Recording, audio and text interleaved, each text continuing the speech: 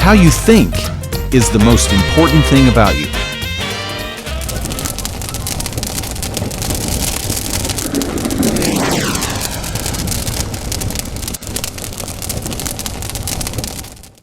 Hey, welcome to session 2 of F1 in the Furnace. It's great to see you. I hope things have gone well since our last session. Hopefully you are beginning to already feel a little bit of movement. I hope you guys have had some questions as well. How's the journaling coming? All that fun stuff. Again, these are things you can be talking about in your group during the discussion time. Even if you're struggling with it, don't feel like, I don't want to say anything because I haven't been doing it. Go ahead and say it. Chances are pretty good that the person to your left has not been doing it either. So you can encourage each other with that. But hey, this session 2, is all about the structure or the framework of what you can expect in each of the classes when you come. And just what the time is going to look like, how this fits, how the education piece fits into the experience. Your facilitator will talk a little bit more about that, how they have determined to fit this educational piece, the time that we spend here on the DVD, how they're going to fit that into your experience here in the Furnace. So that's what this session is going to be about. So let's go ahead and hop into it. How many of you guys have seen the movie The Matrix? You know, again, when I saw The Matrix, I was like, oh my gosh, I've never seen anything like this before. This is awesome. It was a movie that was very, very different. It was, I remember watching it and just being stunned. But there was a phrase that was used in the movie, and your facilitator may have already showed you this phrase. If not, you can stop the DVD and watch it right now, which would be just fine. But this phrase here that Neo uses when he's talking, or Morpheus uses when he's talking to Neo. I love this phrase. I've got it written right here. Do you want the blue pill or the red pill? Oh man, I mean, there's a whole concept behind this, and I'm going to give you guys some. I want you to take some time during your session here to talk a little bit about what the heck is Morpheus talking about. The reason why I bring this video clip up is because that's where we are right now. You're right at the very beginning of the furnace, and you guys, the furnace is going to be like taking the pill that takes you down the rabbit hole. Because you're going to be getting, as we walk through F1, you're going to be hearing some information that's probably really going to challenge some of your traditional understanding about who God is and who Jesus is and what that relationship should look like, and what does Christianity look like, and what does Christian leadership and discipleship and servanthood, what does all that look like? So in essence, we're sitting here right at the very beginning, and your facilitator's looking at you in the eye. Okay, the facilitator actually just looked at you in the eye. But you're looking in the eye and you're saying, do you want the red pill or do you want the blue pill? Do you really want to walk down this thing called personal development? Do you really want to walk into this, down the path that the Lord has for you? Or are you comfortable where you are? If you're comfortable where you are, then that's just fine. You can stay there, all right? You can stay there. It's not like God's going to be mad at you if you stay there. But if you want to go on this journey, it's going to require you to take the pill and to do some stuff called submission. We'll get into that here in just a little bit. But let's see. So you are at the very beginning of a journey, at the very beginning of a movie set. If you can just use your imagination and imagine yourself. I'm at the beginning of the Lord of the Rings, and I'm just now being visited by Gandalf. And are we going to go on this walkabout or not? Are we going to engage in this journey or not? I hope you choose to. I hope you choose to remain open and to continue to walk down that path. So our foundational verse for the furnace, we've talked about it already, is from Proverbs 25, verse 4. Remove the dross from the silver, and out comes material for the silversmith. Now, the few words that we're going to take some time, or we're not going to take some time necessarily here in this session, but some words that I'd love for you to take some time to dive into, even in your journal, if you're thinking about something to journal, is when it talks about removing. What's that process all about? You know, there actually is a thing called a silversmith, and they actually do purify silver, and they take out the dross or the impurities. So how do they do that? You know, have you ever checked into that process? And the dross, exactly what is the dross? Not only specifically with silver, but what is the dross talking about when it's talking about my life? Also, if this is the dross, then what is the silver in my life? Out comes material. That's interesting. Outcomes. Where does it come out of? And what is that material when it comes out? And who the heck is the silversmith? What's going on there? It's interesting as you go from dross to pure silver. What does that process look like? This is a great verse to begin to dissect, and what I say a lot of times is a great verse to squeeze and get deeper truth out of it, rather than just reading and going, oh, that's fun, but to actually dive into that thing. So again, in your sessions, I strongly encourage you guys to, your facilitator has probably already talked about this, but every time you come to class, you want to be sure to bring your manual with you, because we're going to be going over this stuff. You want to take a ton of notes, write in the manual. I encourage you to write in the manual, and as well as write in your Bible. I'm a big write in your Bible guy. You might not be that, but I love doing that, putting all the notes there. You also want to bring something to write with. Okay, maybe even an extra one, because the person on your right, they're always going to be forgetting, so you want to bring stuff for them. Bring your Bible every single time to the class.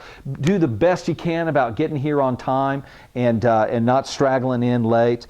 Let's see, your memory verse. Oh, man. Hopefully at this point you've already memorized. You've already gone through the process of memorizing the verse. There's 24 verses for the F1 student to learn. They're out of Romans chapter 11, 12, and 13. Primary things that we're talking about here is learning how to think, because later on when we get to when we get into chapter 13, if you've memorized it, you know what's coming. The exhortation to submit. That can be very difficult. I don't like the word submit. I want to do what I want to do. If there's going to be any submitting, it's going to be you submitting to me. I don't want to do that submitting thing. That can be very, very difficult. But I'll let you know right now, if you can't submit to your mom and dad, if you cannot submit to your teachers, if you cannot submit to your boss at work, then there's no way that you're going to be able to submit to God when He comes to you and invites you into the next thing. It just won't fit. How you respond to mom and dad, how you respond to your authority here on earth is a very good indication of how you will respond to your authority in heaven. So we learn how to do it here so that we can do it well when we are there. Let's see, class schedules. There are going to be 14, 15 different classes here. I'll let your facilitator talk to you exactly. There's 14, 15 different sessions. I'll let your facilitator talk to you and let you know exactly how many times you guys are going to be meeting and what that time frame is going to be like. But again, you're always going to have some class time, the education time, but then there's always needs to be that experiential time, the lab time, when you're actually going to be trying to put what you're learning in the class into action over here in your lab time, where you're doing the experience, the activity. We call that the field. It's great to have a whole bunch of seeds over here, but guys, you got to go plant the seeds in the field. All right, for it to get to any growth and to get to any fruit. It's great that you got a big bag of seeds, all right, but to truly move and to truly grow, you got to take the seeds to the field and begin doing something with them. Again, we've already, in the last session, we talked a little bit about the 3 E's, education, experience, and evaluation, so we won't go over that here. Primary focus here with F1, I have mentioned this, is learning how to think. That again, you are going to feel here in the F1. Guys, I've done this with hundreds of students before. And F1, that one of the most difficult things about walking through F1 and even F2 is it's just an onslaught of new ways of thinking. And it's like, I never even knew that those thoughts were available to think. And it can feel a little overwhelming sometimes. So we are going to be talking quite a bit about how to think as a servant leader. And I'll just let you know right now, some of those new ways of thinking are going to be offensive to the old way of thinking. So growth will not happen by chance. Growth is not just a function of time. I love this. You don't need a lot of time for growth to happen. You can actually push growth. You can actually encourage growth by being very intentional and being very willing. I always say that willingness is the growth accelerator. Here in the furnace, even though we're going to be just spending 15 sessions together, if you will embrace the stuff that we are talking about, you will find that in 15 sessions, whether it's 15 weeks or however long it takes to go through this, you will find, like hundreds of others have found, that you will grow in maturity more in this short amount of time than all the time up until this time. So I encourage you to embrace the things that we're learning here. Let's see, sign of disciple. We've already talked a little bit about this as well, but it's a sign of a disciple is asking questions. If you'll notice when you read in the New Testament with Peter, Peter always got in trouble. He always stuck his foot in his mouth when he would come up with the answer. He was the answer man. He was like the self-proclaimed leader of the group. And when he would always jump to conclusions and jump to the answer, he would always stick his foot in his mouth. But if you will simply sit back and ask questions, process, and ask questions, that's the sign of a student. That's the sign of a disciple. And I know that you haven't really learned this really well through your educational system, especially here in North America. We really, as teachers, I was a teacher for 15 years, and so I've been there. We can really push for the answer. And we just, sorry, you're wrong, and you tell people they're wrong in front of everybody, and they'll never raise their hand again. And we all learn that lesson pretty quick in class. We don't raise our hands. Teacher at the end of class says, hey, do you have any questions? And nobody raises their hand. So we've been trained not to ask questions, which is really unfortunate.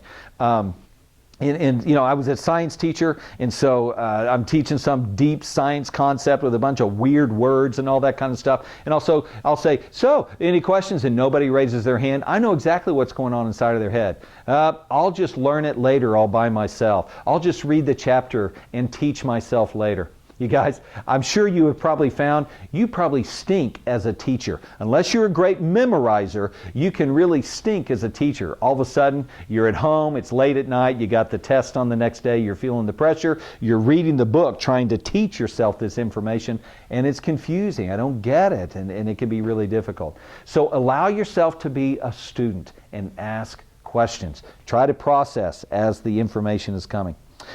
Now, I want to talk a little bit about core values, okay? Core values of the Furnace class. Core values for every F1 student. I want to go over these really quick with you guys because this is going to be something that we're going to come back to over and over again. And if these values are not valuable to you, then what you will do over and over, and see if you can catch this, what you will do over and over and over, if you don't see the value, you will always count the cost. And chances are very good the cost will always be more than you want to pay, because that's what happens when we count the cost. But if we see value in something, most of the time we don't care what the cost is because we see the value. We do it all the time with our phones, We'll be willing to pay $200-$300 for a certain cell phone because we see a certain value in it. But then we go over to the next store and they go, that'll be $25. And we're going, what? Are you kidding? There's no way I'm going to pay that, because we don't see the value in it. A lot of times we'll do that with name brand clothing or just any kind of fad thing that's out there right now. We will see value in it. The Nike tennis shoe, we'll see the value in it, so we don't have any problem paying an exorbitant cost. Okay? So, but if we don't see the value, we'll count the cost. So what I'm wanting to encourage you here, what I'm wanting to draw you into is, will you be willing to submit to these core values? Will you be willing to embrace them? Because if you don't, then what will happen is these core values are going to confront you, and it's at that moment that either you'll embrace them or you'll reject them. And it could make your furnace experience much smoother or much more rocky. I've had students on both sides of that thing. So first of all, number one, core value here is simply to embrace personal development. If you are not interested in personal development, then the furnace just is not going to make sense to you, because that's what it's all about. The reason why we go through struggle, the reason why we go through a system like this, the reason why we come to class, the reason why we ask questions, the reason why we learn, the reason why we're doing all of this is so we can embrace development. We want to grow. We want to learn. So I encourage you to embrace your personal development here, and not just wait and think that it'll happen on its own. Next of all, here's a fun word, submit. Submission to authority. Oh man, guys, this was a place where I really struggled as a young kid. I didn't want to submit to anybody. I didn't want anybody telling me what to do. I couldn't wait to be a leader because in my mind, my perception of a leader was they got to do what they wanted to do. And so when I got some leadership positions, guess what I did? I did what I wanted to do, and I made everybody else do the hard stuff. So we learn how to submit to authority. Here's a phrase for you. You might want to write this down. You can only walk in the amount of authority that you're willing to walk under. Okay? So keep that in mind. Even though you might get a position of authority, if you have not lived under authority, eventually you will abuse your position and use the people for your own gain. So you want to be careful with that. Submitting to authority. Again, if you can't submit to mom and dad, don't go thinking you're going to be able to submit to God. It just doesn't work that way. All right? God put your mom and dad here on earth so you could learn submission. All right? Teachers and all that fun stuff. Again, might have just stepped on a few toes, but it's so important to embrace this core value of submission to authority. It's right there in your memory verses too in Romans chapter 13. Next of all, learn how to work hard. Again, this is where your experience comes into play. Hopefully your facilitators have put you in an environment where you have an experience where you're having to work hard. Okay? Man, that can be very, very difficult. It's like, oh, I don't want to do this. I just want to be comfortable. I just want to go over here. I want to sit down. I want to rest. I want to be cool. I want to have a nice, cool drink of water and play video games and stuff like that. It's not that any of that stuff is wrong. It's just if you don't learn how to work hard, life is going to end up being hard for you. So we learn how to work hard without complaining. There you go. Philippians chapter 2, which you'll get into in F2. All right, later on. Philippians chapter 2. Great verses there. But we learn how to work hard without complaining. And then finally, we learn identity before we lead in authority. This is huge. If you don't learn your identity before you lead in authority, what will happen, see if you guys can catch this, what will happen is you will use your authority to find your identity. Does that make sense? If you don't learn identity first before you get authority, then what will happen is your authority will become your identity. And that can be very dangerous because if anybody challenges you, it's not just about them challenging you, it's about them challenging who you are and your identity. And you can become a very mean leader, not even meaning to, but you can kind of drive people that way. So you want to be really careful with that. Learn identity before you begin to lead in authority. So it's very important there. There's some other information here just on actions to practice as servant leaders, as well as some character building lessons for young leaders. I love this character building lessons for young leaders. I mean, this is great. Here's just, I pulled these from Scripture, and it's primarily talking about young leaders or young people and the character lessons that they need to learn. Catch some of this, okay? Number one, learn living a clean life. Number two, show integrity. Integrity simply means who you are in public is who you are in private. Okay, sounds like fun. Next of all, practice restraint. You kidding me? I don't want to practice restraint. I want to do what I want to do. Next of all, number four, know that moral strength is stronger than physical strength. Oh man, don't be getting into the morals and the reasons behind everything. I just want to be able to do stuff. I just want to show people that I'm strong rather than having to deal with any kind of a weakness. Next of all, value your influence. Chances are pretty good that many of you that are sitting there right now have a sphere of influence that you are fully aware of. You have a little brother or a little sister. You guys value that influence. Don't use that influence to abuse your little brother or little sister. Value it. You may have a position at school or a position at work or a position in church or a position someplace. Value your influence. Don't abuse it. If you don't value it, you will abuse it. So be careful with that and value your influence. And then number 6, understand the certainty of final judgment. Dun, dun, dun. Man, that sounds so heavy. I mean, each one of these sounds hard. They sound difficult.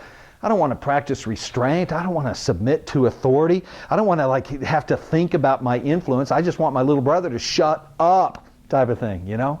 But guys, it's where we begin to use our authority. The Lord puts us in these positions to prepare us for greater and greater measures of authority. So it's important that we value those positions that we have. It's important that we submit to authority and that we learn these things as we're young.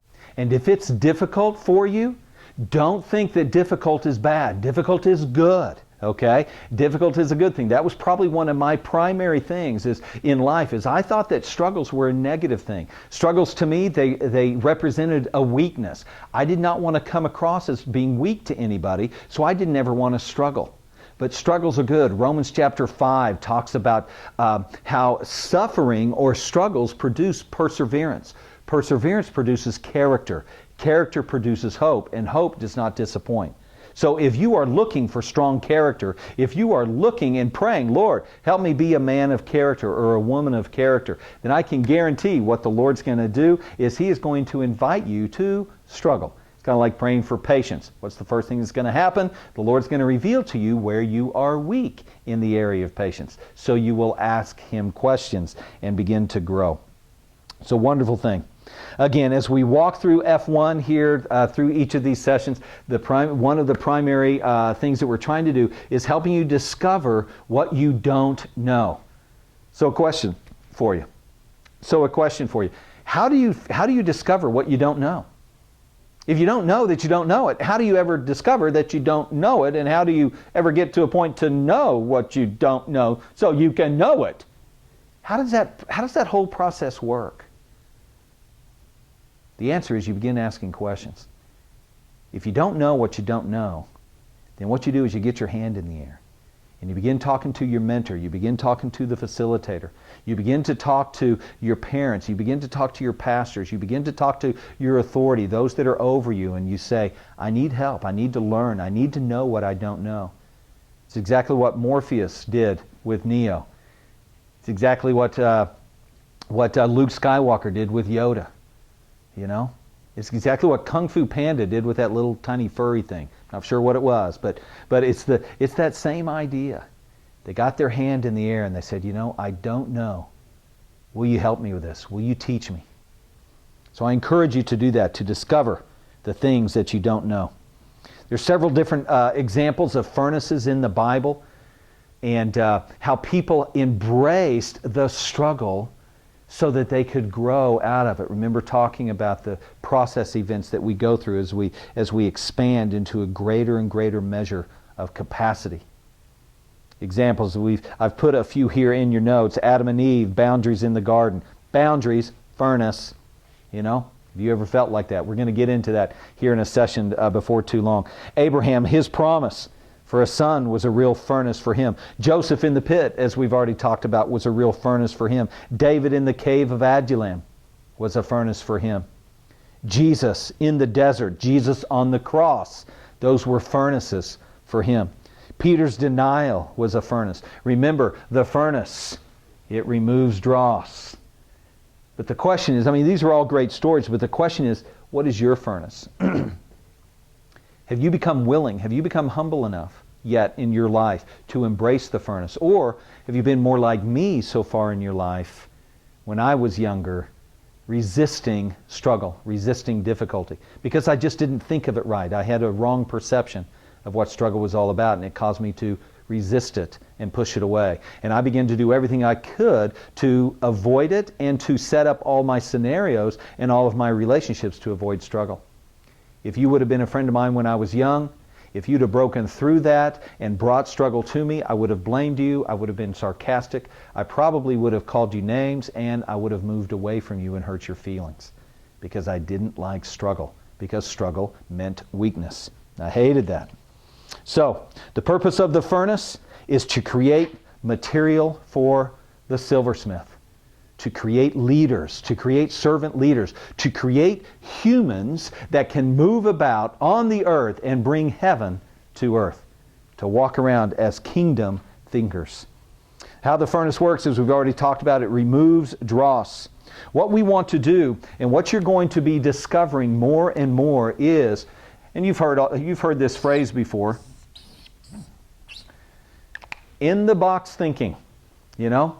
You're probably going to find a lot, as you walk through the furnace, a lot of areas where you are stuck in a box in your thinking. You didn't realize it until the only thing that allowed you to all of a sudden realize, oh no, I'm stuck in a box, is you received a thought from outside your box. And all of a sudden, it challenges you. And you go, no, that can't be right, that can't be real. It's these thoughts out here that reveal the box thinking that we can get stuck in so easily. Now again, I want you to be careful with this. You don't know me a whole lot, so I want you to develop your relationship more and more with your facilitator Okay? But I will let you know that I've spent hundreds of hours with hundreds of 18 to 24-year-olds walking through this furnace program and spending time over coffee, spending time on my front porch, spending time on horseback, spending time out by the pool, spending time anywhere we could find, helping them process these new thoughts. I care about you. This is my destiny. It's part of my ultimate metron, to encourage others to grow, to encourage others to move to a new level in their understanding of who God is and who you are. So I hope that you'll be able to trust me as we walk through this process, as I introduce you to some new ideas. But this in-the-box thinking will keep us from growing if we're not careful. So my question to you is, will you be willing to create openings? Will you be willing to create doorways to allow new thoughts to enter in to your box? For me, it took a long time for me to get there. I hope that won't happen to you. So, I love this. The idea here is you can only think what you think. It's impossible, see if you can follow this, it's impossible for you to think anything other than what you think. You can't do it. The only way for you to be able to think something other than what you think is to have a new thought introduced to you, for you to be willing to let that new thought in. That's one of the reasons why your parents were always concerned about who you hung out with when you were a young kid. Because they're going, hey, what do you say? What did I just hear come out of your mouth? Where did you learn that? You did not pick that up here at my house, type of thing.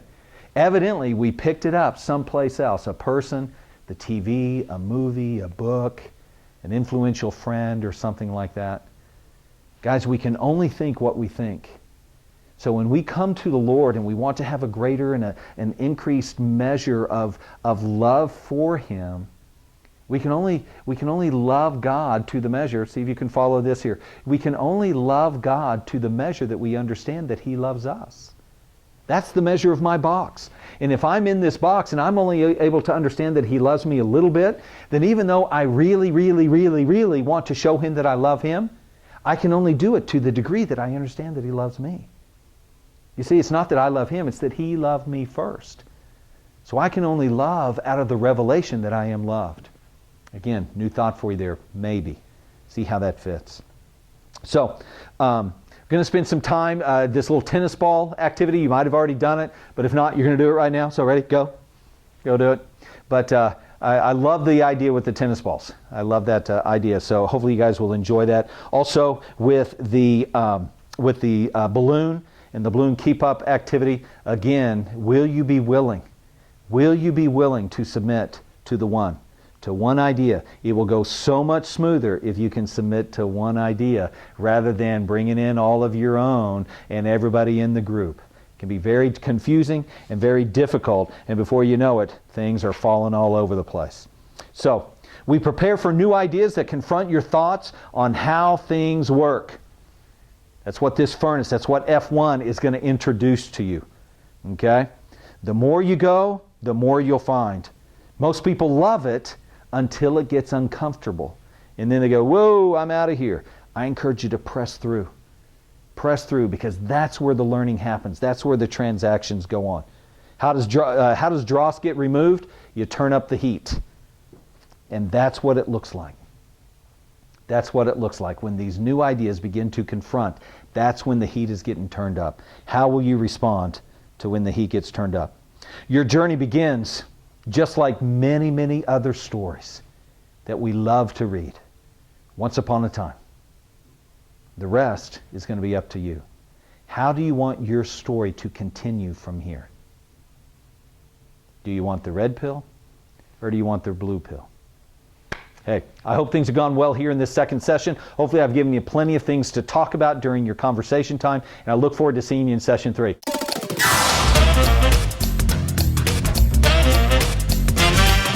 How you think is the most important thing about you.